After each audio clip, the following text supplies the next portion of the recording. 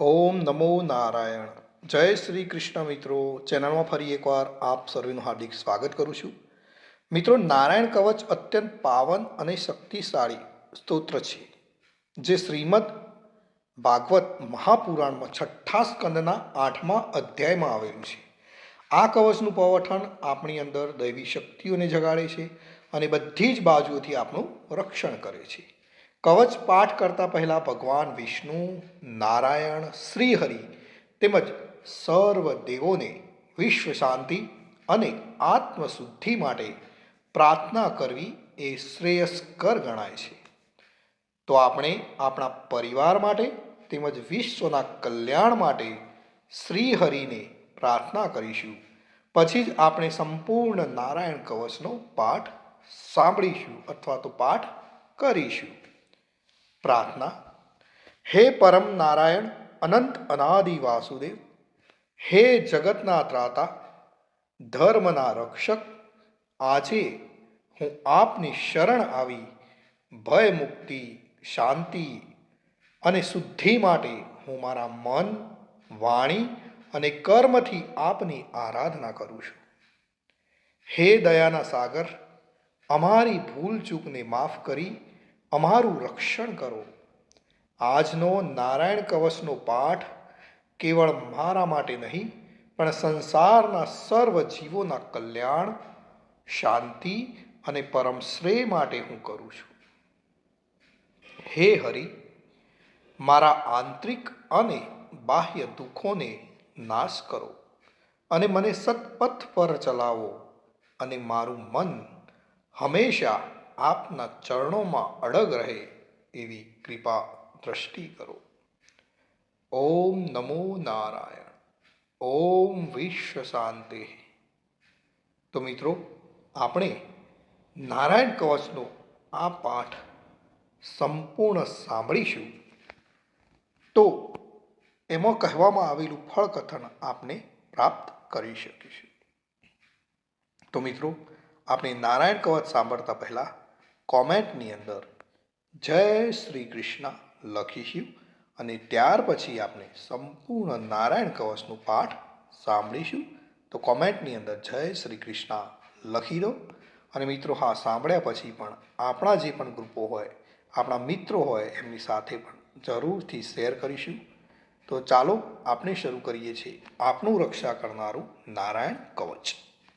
શ્રીમદ ભાગવતના છઠ્ઠા સ્કંદના 8મા અધ્યાયમાં શ્રી નારાયણ કવચ ત્વષ્ટા ઋષિના પુત્ર વિશ્વરૂપ ઇન્દ્રને કહે છે. વિશ્વરૂપ કહે છે, જ્યારે ભયનો સમય પાસે આવ્યો હોય ત્યારે મનુષ્ય હાથ પગ ધોઈ આચમન કરી ઉત્તર દિશા તરફ મુખ રાખી નારાયણ કવચનો પાઠ કરવો જોઈએ.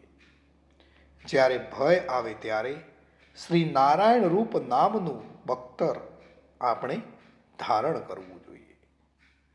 ગરુડની પીઠ પર ચરણ કમળ ધારણ કરનારા, 8 સિદ્ધિઓવાળા, 8 બાહુઓવાળા અને તે 8 બાહુઓ વિશે શંખ, ચક્ર, ઢાલ, ગદા, બાણ, ધનુષ તથા પાસને ધારણ કરનારા શ્રીહરિ, મારી સર્વ પ્રકારે રક્ષા કરો. જળમાં મત્સ્ય અવતારધારી ભગવાન, જલ તંતુઓથી તથા વરુણના પાસથી મારી રક્ષા કરો. માયાથી બટુક બનેલા વામનજી, સ્થળમાં મારી રક્ષા કરો.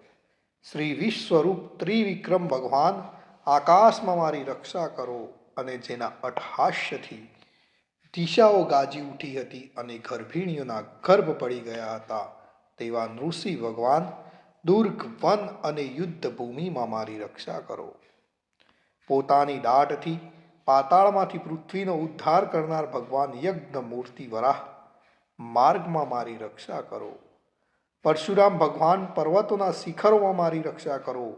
અને ભરતના મોટા ભાઈ રામ ભગવાન તથા લક્ષ્મણ, પ્રવાસમાં અમારી રક્ષા કરો. ઉગ્ર ધર્મ અને પ્રમાદથી નારાયણ ભગવાન મારી રક્ષા કરો. અને નિંદાથી નર ભગવાન ને યોગ ભ્રષ્ટ થતા યોગેશ્વર દત્તાત્રેય ભગવાન મારી રક્ષા કરો. ત્રણેય ગુણોના સ્વામી ભગવાન કપિલ, કર્મ બંધનથી મારી રક્ષા કરો. સંત કુમાર કામદેવથી મારી રક્ષા કરો. હયગ્રીહ ભગવાન રસ્તામાંથી જતા અને દેવોને પ્રણામ ન કરવા રૂપી અપરાધમાંથી મારી રક્ષા કરો. હે દેવર્ષિ શ્રેષ્ઠ મુનિ નારદ ભગવાન, ભગવાનની પૂજામાં જે કોઈ વિઘ્ન નડે તેનાથી મારી રક્ષા કરો. અને કૂર્મ અવતાર શ્રી હરિ સર્વ પ્રકારના નરકમાંથી મારી રક્ષા કરો. અયોગ્ય ખોરાકથી ભગવાન ધન્વંતરી મારી રક્ષા કરો. જીતેન્દ્રિય ભગવાન ઋષભદેવ કામ ક્રોધ આદિના ભયમાંથી મારી રક્ષા કરો. યજ્ઞ અવતારધારી ભગવાન લોક અપવાદથી મારી રક્ષા કરો. બલભદ્ર ભગવાન મનુષ્ય તરફથી થનારા ઉપદ્રવોમાંથી મારી રક્ષા કરો. અને ક્રોધાવેશ સર્પ ગણોથી શેષ ભગવાન મારી રક્ષા કરો. ભગવાન વેદ વ્યાસ અજ્ઞાનથી મારી રક્ષા કરો. આ પાખંડીઓના ટોળામાંથી ભગવાન બુદ્ધ મારી રક્ષા કરો. અને ધર્મની રક્ષા કરવા માટે અવતાર લેનાર ભગવાન કલ્કી કાળના મૂળ રૂપ કળિયુગથી મારી રક્ષા કરો. હે કેશવ ભગવાન પ્રભાતમાં ગદાથી મારી રક્ષા કરો. હે વેણુધર ભગવાન ગોવિંદ આ સંકટ કાળમાં મારી રક્ષા કરો. ઉદાર શક્તિ નારાયણ ભગવાન પ્રાહન કાળમાં મારી રક્ષા કરો. અને ચક્રધારી ભગવાન વિષ્ણુ મધ્યાહન કાળમાં મારી રક્ષા કરો. મધુ દૈત્યને મારનારા ઉગ્ર ધનુર્ધારી ભગવાન વિષ્ણુ ત્રીજા પહોરમાં મારી રક્ષા કરો. બ્રહ્મા વિષ્ણુ અને રુદ્ર એ ત્રણ મૂર્તિવાળા ભગવાન માધવ સાય કાળમાં મારી રક્ષા કરો. ઇન્દ્રિયોના સ્વામી ઋષિકેશ ભગવાન પ્રદોષ કાળમાં મારી રક્ષા કરો. પદ્મનાભ ભગવાન કેવળ એક અર્ધરાતથી પહેલાના કાળમાં અને અર્ધરાતે મારી રક્ષા કરો. શ્રી વત્સસિંહધારી ભગવાન એવા ઈશ શ્રી વિષ્ણુ પાછલી રાતે મારી રક્ષા કરો. તલવારધારી ભગવાન જનાર્દન મળ સકામાં મારી રક્ષા કરો. દામોદર ભગવાન સંપૂર્ણ સંધ્યાઓમાં મારી રક્ષા કરો. કાળ મૂર્તિ ભગવાન વિશ્વેશ્વર સૂર્યોદય પહેલાના કાળમાં મારી રક્ષા કરો.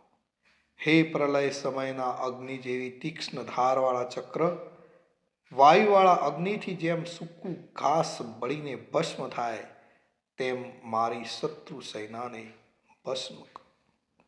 હે વ્રજના જેવા તીક્ષ્ણ સ્પર્શવાળા તણખાઓથી ભરેલી ગદા, તમે ભગવાનને પ્રિય છો. તમે કુષ્માંડ યક્ષ રાક્ષસ ભૂત તથા ગ્રહોનો ભૂક્કો કરી નાખો તથા શત્રુઓના ચૂરે ચૂરા કરી નાખો. હે પંચજન્ય શંખરાજ, શ્રી કૃષ્ણ ભગવાન તમને ફૂંકીને ભયંકર શબ્દ કરે છે અને તેનાથી શત્રુઓના હૃદય કંપે છે. હે પંચજન્ય શંખરાજ, તમે રાક્ષસો, પ્રમથો, પ્રેતગણ, માતૃકાગણ, પિશાચ, બ્રહ્મ રાક્ષસ તથા બીજા ઘોર દ્રષ્ટિવાળાને નસાડી મૂકો. હે તીક્ષ્ણ ધારવાળી તલવાર, તમે ભગવાનના હસ્ત દ્વારા પ્રેરાઈને મારા શત્રુઓના સૈન્યને કાપી નાખો. હે સેંકડો ચંદ્ર જેવા મંડળ સમાન ઢાલ, તમે શત્રુઓની આંખોને ઢાંકી દો તથા પાપી નજરવાળાઓની પાપ દ્રષ્ટિને હરી લો. અમને ગ્રહોથી, કેતુઓથી, મનુષ્યોથી, સર્પોથી, આ દાઢવાળા પ્રાણીઓથી તથા પાપોથી જે ભય થાય છે તે સૌ તથા જેઓ અમારા સુખમાં વિઘ્ન કરનાર છે તે સર્વે ભયો ભગવાનના નામરૂપ અસ્ત્રના કીર્તનથી સુરત જ નાશ પામો. વૈદિક સ્ત્રોતોથી સ્તુતિ કરાયેલા વેદમય તથા સમૂર્ત ગરુડ ભગવાન સર્વ સંકટોમાં મારી રક્ષા કરો તથા વિશ્વસેન ભગવાન પણ પોતાના નામો લેવા વડે સર્વ સંકટોમાંથી મારી રક્ષા કરો. શ્રી હરિના નામ, રૂપ, વાહન અને આયુધો સર્વ દુઃખોમાંથી અમારી રક્ષા કરો.